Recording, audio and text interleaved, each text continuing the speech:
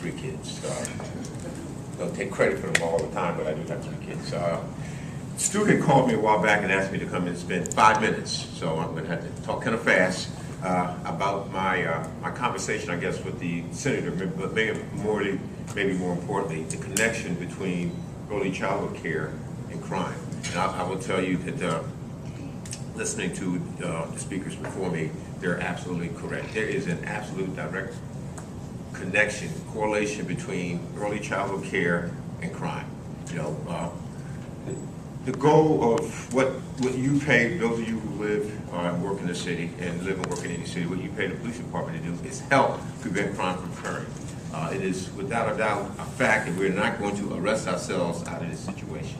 There are not enough jails. The judicial system is not fluid enough where you get locked up, you get rehabilitated, you come back to be a good citizen. It doesn't happen. That's TV stuff. For those who believe that, it doesn't happen that way because the system's overly inundated and crimes are just rampant, and crimes occur where there are opportunities. And unfortunately, we don't have a system that can fix that problem. So the real goal for us as a community, and me as a police chief, and us as a police department, is to keep people from getting into a system that doesn't work.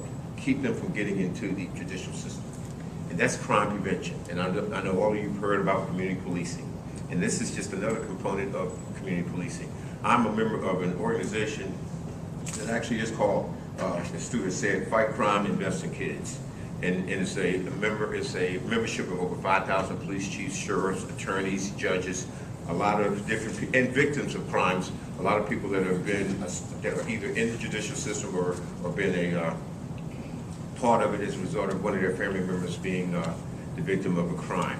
And really our focus is, there are actually 3 things, and this is scientific, this is an absolute fact.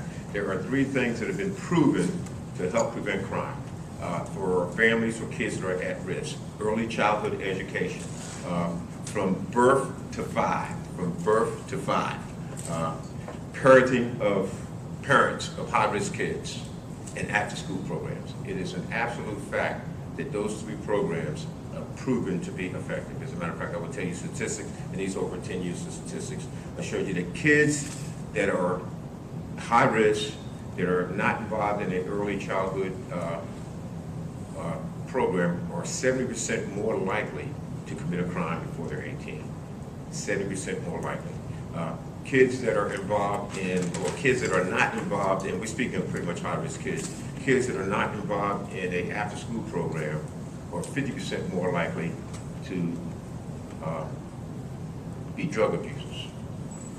And kids whose parents, or high-risk kids whose parents are not receiving parenting, are 50% more likely to become users of drugs, and 57% more likely to commit a crime before they're 18.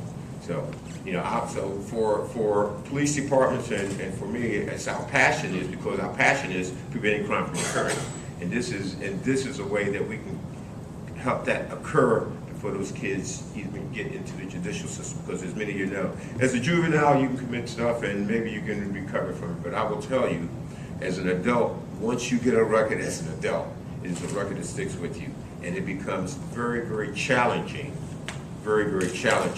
for those adult criminals to turn their lives around and come out and have a productive life. It happens. I'm not going to say it doesn't happen, but I will tell you this, that it is challenging. So our goal is to do everything we can as a police department, as a community, to keep individuals from getting into that system. So the organization had asked me, since Senator McConnell is the minority leader and has a lot of status, a lot of clout, a lot of power in our country, to go and speak to him. And I will tell you, he was very gracious. As a matter of fact, we had the meeting, and he had to leave, and then he took the time to come back. So he was a listening ear. I was really impressed with how attentive he was, but I'm less impressed with the funds that are going to go to make the program happen. I mean, and he was upfront about it, you know.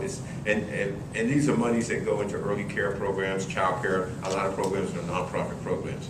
But as you all well know, that we're really facing some very challenging times financially in our country, certainly in our state, and certainly in our city.